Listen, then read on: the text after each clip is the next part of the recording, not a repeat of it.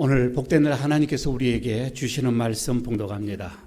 로마서 8장 14절에서 17절까지의 말씀입니다. 신약성경 249쪽이 되겠습니다. 로마서 8장 14절에서 17절까지 제가 봉독하겠습니다. 무릇 하나님의 영으로 인도함을 받은 사람은 곧 하나님의 아들이라. 너희는 다시 무서워하는 종의 영을 받지 아니하고 양자의 영을 받았으므로 우리가 아빠, 아버지라고 부르짖느니라.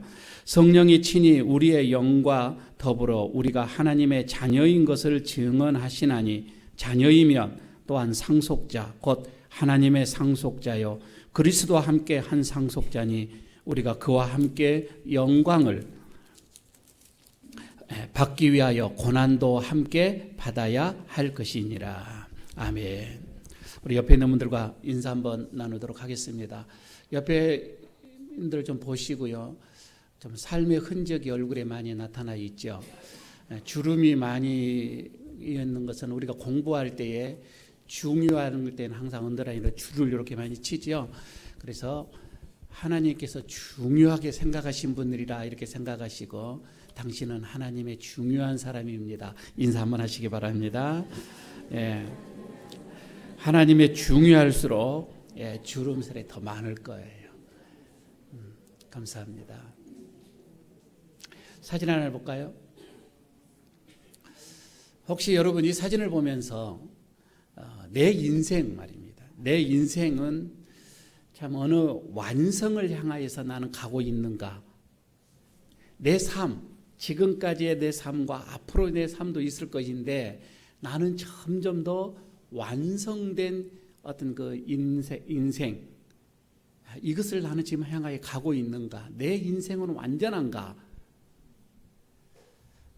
한번 그렇게 생각을 하시고 그렇지 않으면 다른 이 사진을 이렇게 보면서 반대로 말입니다. 내 삶은 자꾸 쭈그러드는가? 내 삶은 반대로 흐트러지고 있는 중인가? 희망이 없고 소망이 없고 내 삶은 점점 더 어려워져 가고 있는 것은 아닌가? 어느 쪽인가? 어느 분은 그렇습니다. 그 생각할 겨루가 어디 있습니까? 생각을 하고 싶지도 않고요. 그냥 삽니다. 물론 판단하기는 쉽지는 않을 거예요. 내가 이쪽이 저쪽 판단하기가 쉽지는 않을 건데 분명한 것은 우리가 어떠한 상황에 처한다 할지라도 내 마음은 편안함, 내 마음은 평강, 내 마음은 기쁨, 좀 이런 삶을 살 수는 없을까 이거거든요. 어차피 우리의 인생은 이렇게 지금 우리가 흘러가고 있는데 환경에 따라서 하루에도 수십 번씩 내 마음이 요동치는 변하는 그런 삶이 아니라 어떠한 상황 속에서도 내 마음의 안정, 내 마음의 기쁨, 내 마음의 어떤 이런 평화를 내가 누리면서 살아가고 싶지는 않는가. 여러분 우리가요 사회적인 신분이 높다 한다 할지라도 이런 마음은 다 똑같습니다. 오늘 저는 여러분들에게 우리의 인생의 삶이 최선의 방법이 뭐냐 이거를 저의 어떤 생각 속에서 여러분들에게 설교를 하고자 하는 것은 아닙니다.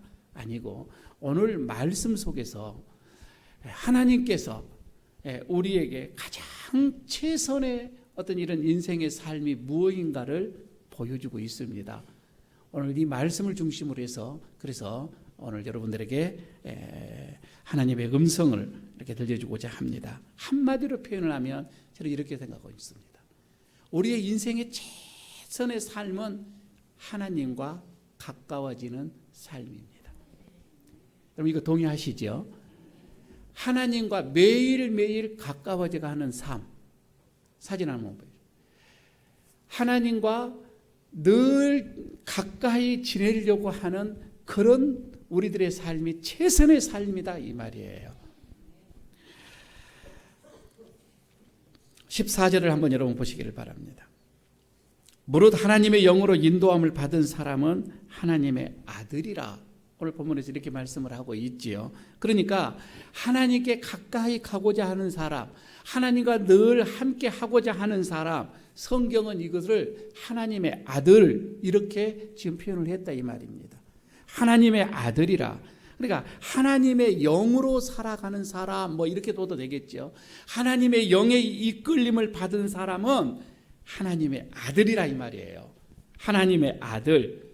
여러분요, 바울이 그때 당시에 이런 말을 했다고 하는 것은 그때 당시에 폭탄적인 선언이었습니다. 왜 그런 거 아니? 그때 바울의 이때 당시에 감히 사람이 하나님의 아들이라 생각지도 못했습니다. 아니, 그렇게 말을 했다가는 큰일 났었습니다. 하나님의 아들은 오직 한 사람, 예수 그리스도밖에 없었습니다.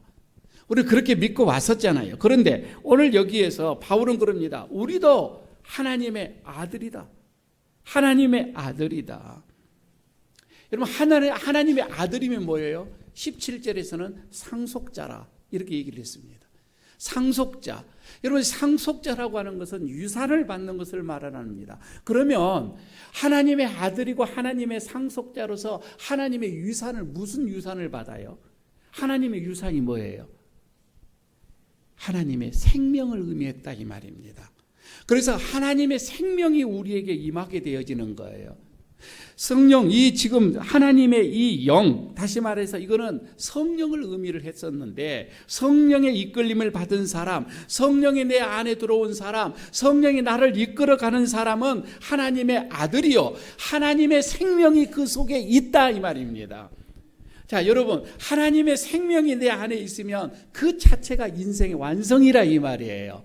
조금 전에 사진에 봤던 것처럼 어떤 나이에 따라서 어떤 시대적 어떤 우리의 환경에 어떤 우리의 어떤 삶의 질에 따라서 어떤 사람은 인생의 완성이고 그렇지 않으면 패배고, 이게 아니라 그 안에, 우리 안에 하나님의 영이 있느냐 없느냐 이거예요. 하나님의 생명이 내 안에 있느냐 없느냐 이거예요. 이거에 따라서 그 사람의 인생은 완성이 될 수가 있는 거고요. 그렇지 않으면 쪼그라들 수도 있다 이 말입니다. 어떤 분은 왜 하필이면 하나님의 아들이라고 합니까? 나는 딸인데. 너무 걱정하지 마시기 바랍니다. 17절에서는 중성을 썼습니다. 그래서 자녀라 이렇게 얘기를 하고 있습니다. 그러니까 딸이든 아들이든, 아들에서 남성을 말했던 것은 아니고요. 그냥 이거는 자녀로 이렇게 보면 되겠습니다. 여러분, 그러면 내가 하나님의 자녀인지 내가 하나님의 자녀가 아닌지 이걸 어떻게 분별을 해요? 내가 하나님의 영으로 인도함을 받은 것인지, 받고 살아가는지, 안 그러면 하나님의 영과 관계가 없이 내 마음대로 살아가는지, 여러분, 이게 내가 판단을 하면 됩니다. 내 안에 하나님의 영이 임하여져서 내가 그 영의 이끌림을 받는 삶이면 그는 생명이 있고 하나님의 자녀다 이 말입니다.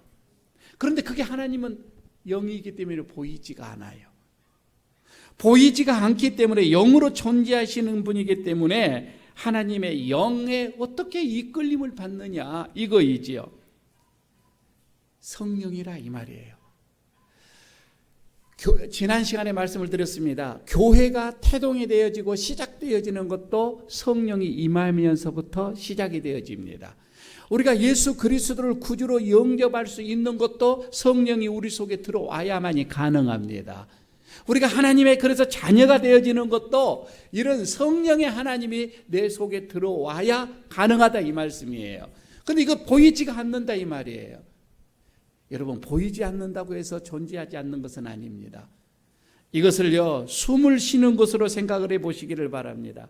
성령이 나에게 느끼지 못한다 이렇게 생각하지 마시고, 우리가 숨을 쉽니다.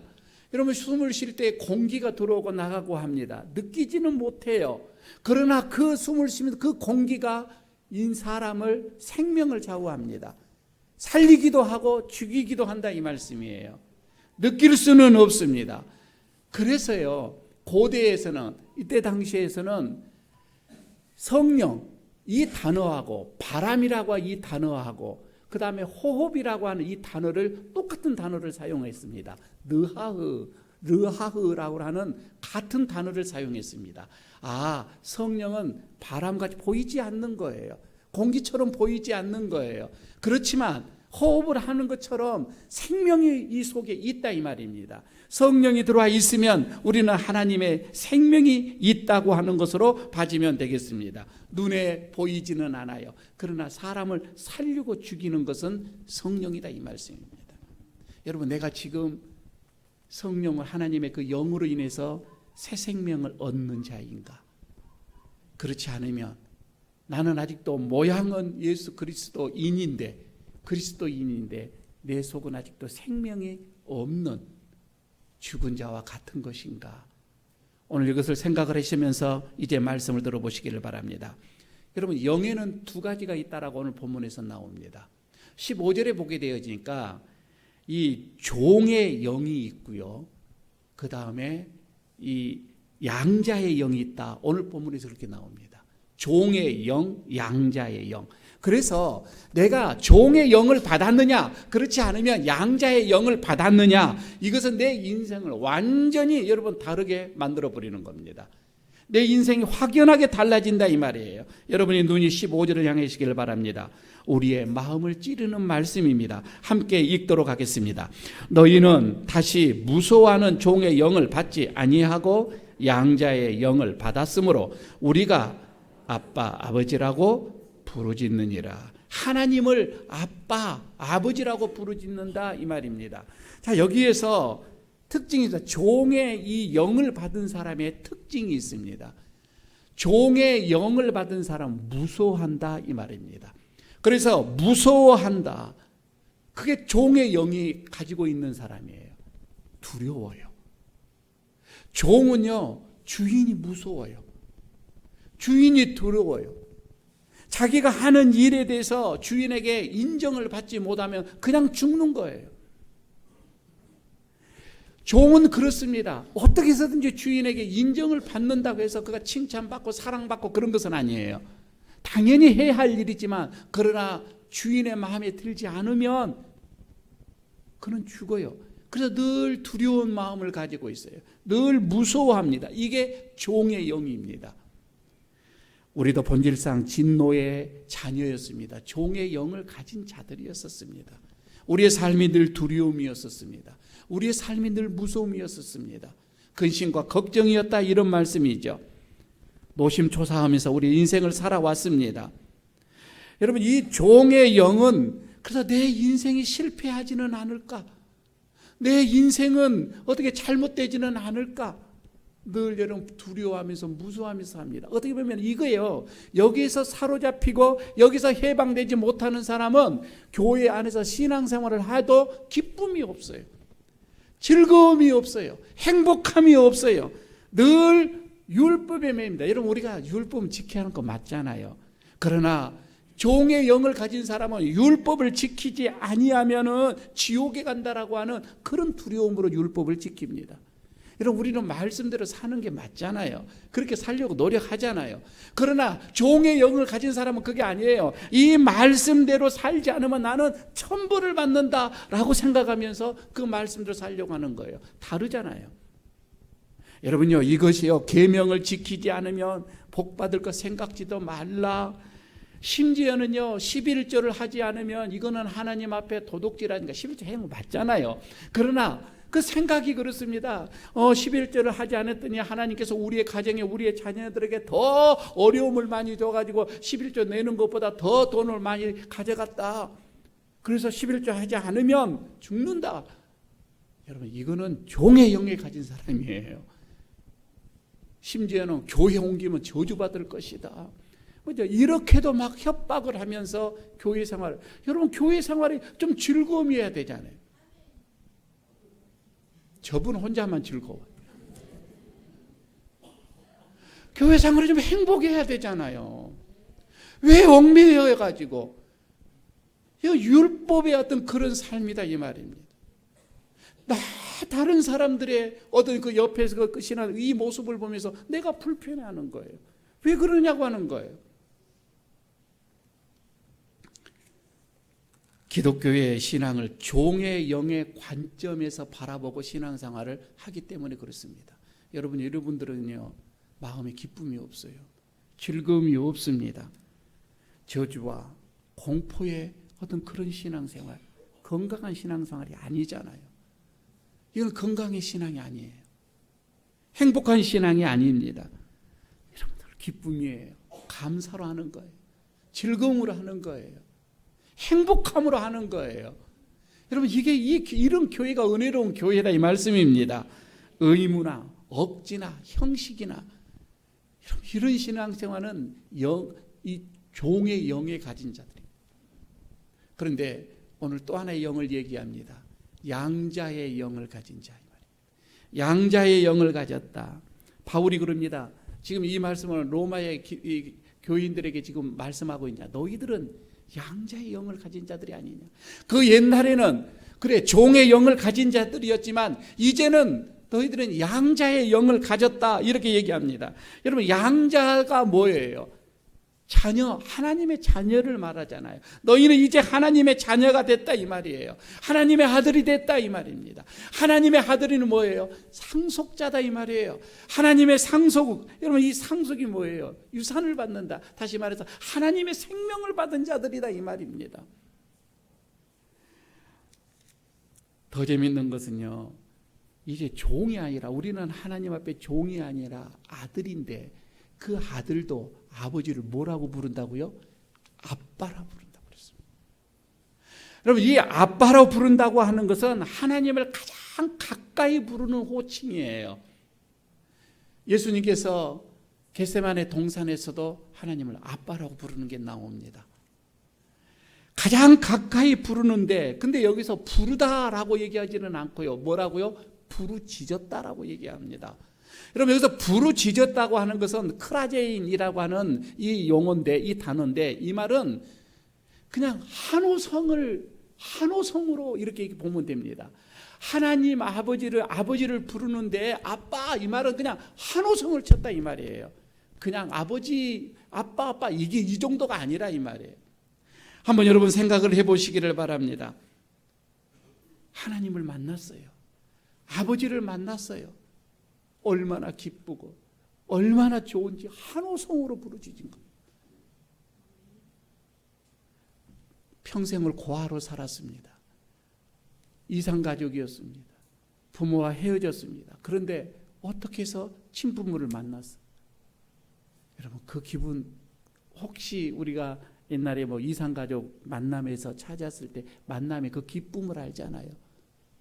그런데 만나신 부모님이 나라에서 가장 존경받는 분이었어요. 여러분 그럴 때 어찌하겠어요? 그냥 아버지라고 끝나는 게 아니잖아요. 그 기쁨과 그 감격은 이루 말할 수가 없다 이 말입니다.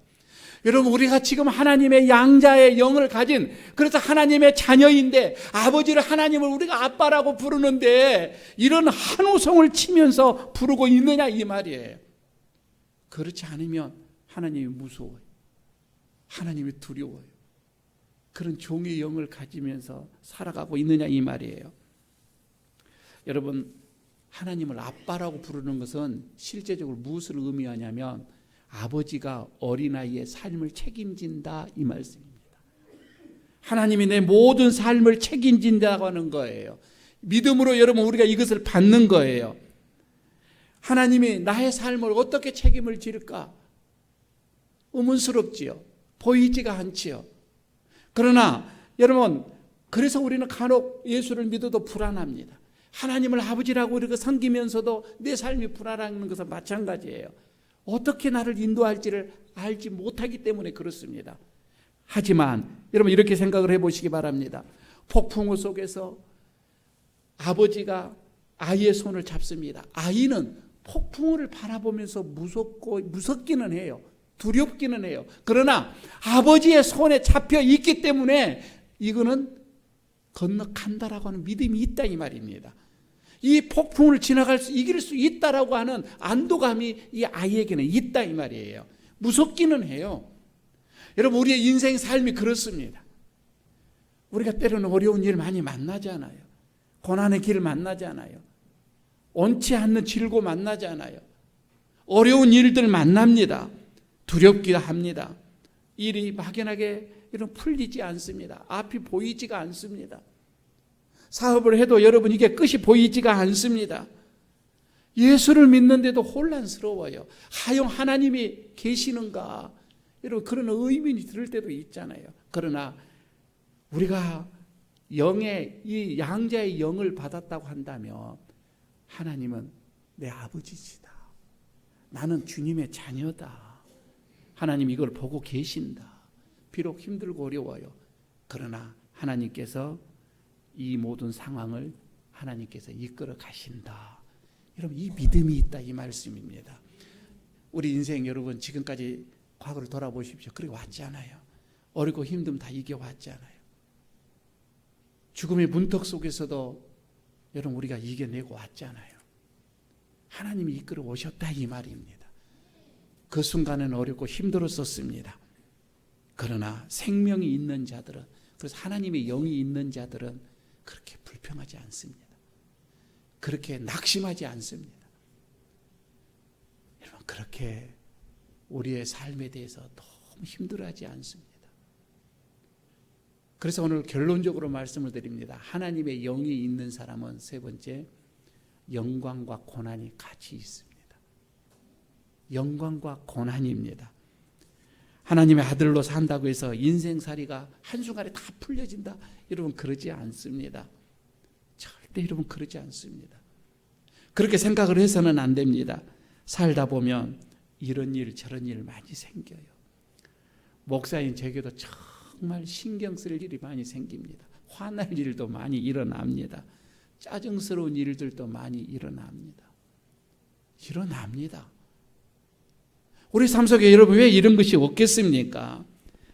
아니 무엇보다도 내 자신에게 대한 실망이 여러분 이거는 어찌할 수가 없습니다.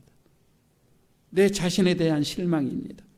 그러나 하나님의 영이 우리에게 임하시게 되어지며 우리가 하나님을 아빠라고 여러분 우리가 환호성을 치게 되어지며 그렇게 우리가 살아가길 수만 있다고 한다면 이전까지의 우리들의 모든 현실에서 벌어지는 그 많은 시련들, 많은 고난들, 많은 어려움들 여러분 이거요 그냥 붙들고 넉넉하게 살아갈 줄로 믿습니다. 여기서 말하는 여러분 이 어려움이라고 하는 것은 내 장애가 될 수도 있는 거예요. 안 그러면 불치의 병이 될 수도 있는 거예요. 안 그러면 가난이 될 수도 있는 거예요. 그렇다면 행복의 어떠한 이런 조건을 뺏어가는 것들이 될 수도 있는 겁니다. 이 모든 것이 다 어려운 것들이에요. 하오나 여러분 이런 것들을 여러분 우리가 피할 수는 없습니다. 17절을 보시기를 바랍니다. 17절을 우리 같이 함께 읽도록 하겠습니다. 자녀이면 또한 상속자 곧 하나님의 상속자요 그리스도와 함께 한 상속자니 우리가 그와 함께 영광을 받기 위하여 고난도 함께 받아야 할 것이니라. 아멘. 예수님께서 부활의 그 영광이 있기 이전에 모든 만물이 예수님의 발 아래 무릎을 꿇고 예수님을 주라고 높이는 여러분 거기 있기 전에 십자가의 고난이 있었습니다. 십자가의 처절한 고난이 있는 다음에 그런 부활의 영광, 하나님의 아들에 대한 영광을 얻게 되어지는 것입니다. 여러분 언젠가 제가 여러분들에게 얘기했습니다. 우리에게 하나님께서 큰 복을 주시는데 두 가지 복을 주신다고 얘기했잖아요. 하나는 믿음의 복이라 이 말입니다. 하나님께서 우리에게 믿음의 복을 주셔야만이 예수 그리스도를 주로 우리가 영접을 할 수가 있는 거예요. 예수님을 하나님이라고 믿어진다 이 말입니다. 이거는 하나님께서 우리에게 믿음의 복을 줘야 가능합니다. 그래서 여러분 이 믿음은 하나님께서 주시는 선물이라고 했습니다. 여러분 우리가 지금 이런 복을 받았기 때문에 오늘도 주일날 주예전에 와서 하나님께 예배 드린 줄로 믿습니다. 삶에 조금 피곤할 수도 있어요. 좀 어려울 수도 있어요. 그러나 이런 믿음 하나님께서 선물로 받았기 때문에 우리는 주님을 하나님으로 경배하고 살아가잖아요. 이건 놀라운 복이에요. 그러나 또 하나의 복이 있습니다. 고난의 복이다 이 말입니다. 그런데 이 복은 우리가 안 받고 싶어 해요. 하나님은 선물로 주고 싶은데 그 선물은 안 받겠다라고 하는 것입니다. 아니요. 여러분 그 선물은 우리에게 꼭 필요합니다. 하나님이 필요하시기 때문에 선물로 주신 거예요. 그 고난의 선물을 우리가 받아야 철이 들어가기도 하고요, 신앙이 성숙해져 가기도 하고요, 겸손해져 가기도 하고요, 하나님을 하나님으로 인정하기도 하고요, 내 자신을 돌아볼 수도 있는 거고요. 얼마나 많은 유익함이 있는지 모릅니다. 고난은 유익함이에요. 하나님께서 적절하게 알아서 주신다 이 말씀입니다. 그런데 여러분, 우리는 그 고난을 받지 않으려고 하는 거예요. 여러분, 어린아이 우리 자녀들 보십시오. 아무런 고난 없이 어려움 없이 크는 아이들 보십시오. 다는 그렇지는 않겠지만 우리말로 뭐라고 하죠? 뭐가 없다고 하잖아요. 안 키워보셨죠? 여러분은 잘 키웠기 때문에 그럽니다. 버릇없다고 얘기를 합니다. 여러분, 예수 그리스도께서 이 고난과 함께 영광을 받은 겁니다. 우리 기독교는 그래서 이 고난과 영광은 분리가 안 됩니다. 함께 있는 것입니다. 그런데 희한하게 우리 기독교인, 우리 예수 믿는 사람들은 영광만 원하지 이 고난을 우리는 회피해버립니다. 또 인정을 하지 않습니다. 예수님의 고난도 예면받습니다. 고난 좋아하는 사람 없는 것은 맞습니다. 누가 좋아하겠습니까? 그러나 고난이 없으면 우리의 이 믿음, 우리의 이 기독교가 성립이 안 된다 이 말씀입니다. 저는 이 최 목사님 이게 딜레마예요. 여러분들 예수를 믿으면서 다 행복해지기를 원하고, 다 이런 복 받기를 원하고, 다 여러분들의 신앙이 성숙해지기를 다 원하는데, 그러나 이 고난을 당하는 것을 보게 되면 마음이 아파요. 한편으로는 마음이 아파요. 이 고난이 없었으면, 그래서 빨리 지나가기를, 빨리 그냥 지나갔으면 하는데 아니에요. 여러분, 이 고난은 필요하기 때문에 하나님께서 주신 줄로 믿습니다. 그래서 여러분, 피하지 말라 이 말입니다. 고난이 여러분 우리가 뭐 자처해서 받을 필요까지는 없지만 나에게 온 이 고난은 피하지 말라 이 말이에요. 그렇다고 고난을 미화시키는 것은 아닙니다. 비관적으로 받아들이지 말라 이 말입니다. 고난이 없을 수는 없지만 우리들의 현실 속에서 여러분 이거 피하지 마시라 이거예요. 오늘날에 여러분 우리 기독교에서 가장 큰 어려움은 이단이라고 이렇게 봐집니다. 그런데 2000년 동안 강력하게 우리 기독교의 이 이단의 역사가 힘을 쓰는 게 영지주의라고 합니다. 제일 처음에 생겨난 이단이에요. 그런데 이 영지주의는 그노시스라고도 얘기를 하는데, 이거는 뭐냐면 세상은 다 악하다 이거예요. 그들이 주장하는 게 세상은 다 썩을 것이다 이거예요. 그래서 세상에 신경 쓰지 말라 이거예요. 우리의 이 육체도 악한 것이에요. 이 육체도 다 썩을 것이에요. 그래서 육에 대해서 너무 신경을 쓰지 말라고 하는 거예요. 포기하라고 하는 거예요. 오로지 영만이 구원을 얻고 영만이 이렇게 하나님 앞에 가는 것이다. 그래서 다 내려놓고 다 포기하고 산속으로 들어갑니다. 오직 기도하고 말씀 보고 이것만 합니다. 그러면 이런 영지주의자가 지금 영지주의의 그 신앙이 지금까지 흘러내려오고 있습니다. 많은 교회들이 여러분 그렇습니다. 여전히 교회라고 하는 이 성체 안에서 세상이 어떻게 돌아가든 어떻게 가든 신경 쓰지 않습니다. 오직 기도만 합니다. 오직 그냥 말씀만 보게 됩니다. 예배만 드려지게 됩니다. 세상이 어떻게 돌아가든 말든 이런 극단주의 개인주의적입니다. 신앙이 좋다라고 하는 사람에게서 이것은 더 두드러진 현상입니다. 우리가 사는 역사를 보십시오. 하나님이 어떻게 이 세상에 우리가 살고 이곳에 하나님의 역사가 어떻게 이루어지는지 우리는 그것을 봐야 합니다. 기대를 가져야 됩니다. 그리고 나로 통하여서 하나님의 그 역사가 여러분 흘러가야 됩니다. 만들어져 가야 됩니다. 나로 통하여서 하나님의 그 놀라운 은혜가 여러분 우리가 살아가고 있는 이 지역에 이 사회에 스며 들어가야 된다 이 말입니다. 그래서 하나님의 영을 받는 사람은 그거예요. 그렇게 하기 위해서는 고난이 따를 수밖에 없어요. 그러나 그 고난을 자처하면서까지 여러분 우리는 사회에서 하나님의 자녀다운 삶을 산다 이 말입니다. 많은 고난이 따를 것입니다. 불이익이 따를 것입니다. 그러나 여러분 그거를 우리가 고난이 온다고 해서 포기하게 되어지면 바로 이렇게 돼버리는 겁니다. 돈벌이 하나를 여러분 생각해 보시기를 바랍니다. 여러분, 우리가 돈을 번다고 하는 것은 다른 사람과 경쟁입니다. 다른 사람과 경쟁하지 않고서 어떻게 돈을 벌 수가 있겠습니까? 어떻게 보면 남에게 피해를 줄 수도 있는 것입니다. 거짓말을 해야 됩니다. 남을 속이기도 해야 됩니다. 그래야 돈벌이가 잘 된다 이거예요. 그러나 우리 믿는 자들은 돈벌이하면서 고민이 생긴 거예요. 어떻게 다른 사람에게도 피해를 주지 않으면서 우리가 돈을 벌어야 되는데 말입니다. 그렇게는 욕심이 없어져야 되겠죠. 욕심을 부리면은 우리는 거짓말을 해야 되고 사기를 쳐야 되고 남을 속여야 되고, 그래서 정직하게 돈을 벌려고 하니 힘드는 거예요. 고난이 오는 거예요. 먹는 거 하나 생각을 해볼까요? 여러분, 우리가 먹는 것도 그렇습니다. 우리가 먹게 돼 이 먹는 여러분 이것은요 강력한 기본적인 욕구입니다. 우리 속에 본능적이에요. 여러분, 이 식욕이라고 하는 것 말입니다. 그러나 이것을 먹지 않으면 우리가 생존할 수가 없기 때문에 먹는데, 먹기 위해서는 부득불 누군가 희생이 되어집니다. 동물이 희생이 되어집니다. 그래서 채식주의자들이 있는 거예요. 그러나 100% 채식주의자는 없다라고 얘기합니다. 혹시 여기서 채식주의 있으신 분들 죄송한데요, 식물 안에도 다 균이 있습니다. 이렇게 보게 된다면 그야말로 생명이 없는 것은 없다 이거예요. 뭔가 우리가 먹음으로 인하여서 어느 생명은 또 죽게 되어집니다.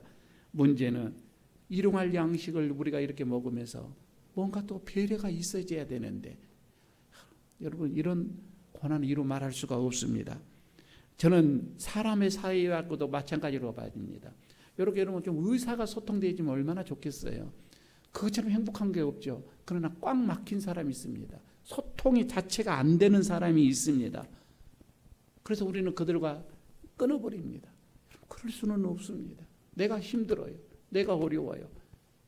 그러나 그들과 함께 가야 됩니다. 이게 하나님의 자녀들이에요. 소통이 안 된 데서 어떻게 끊어버릴 수가 있냐 이거예요. 민폐를 끼치는 사람 우리가 만나잖아요. 참 민폐다. 그래서 대화하기가 싫습니다. 그러나 우리는 그를 또 포용해야 합니다. 끌고 가야 합니다. 이게 고난이고 이게 어려움이다, 이런 말씀입니다.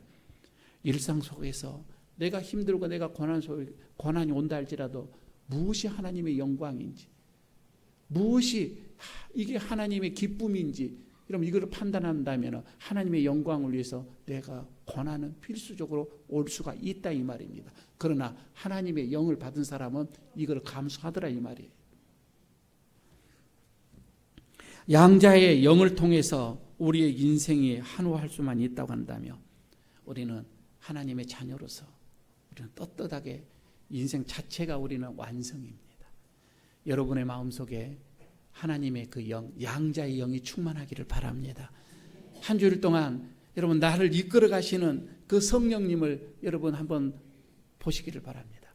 그리고 그 성령의 인도함을 따라 이끌림을 받는 대로 내가 한번 순종해 보시기를 바랍니다. 내가 조금 힘들 수는 있어요. 내가 조금 불편할 수는 있어요. 그러나 거기서 수많은 생명들이 살아나게 될 겁니다. 많은 사람들이 하나님께 영광을 돌리게 될 것입니다. 하나님이 그런 우리들의 삶 속에서 기뻐하시고 영광을 받으실 줄로 믿습니다. 이런 은혜가 여러분들에게 있어지기를 축복합니다.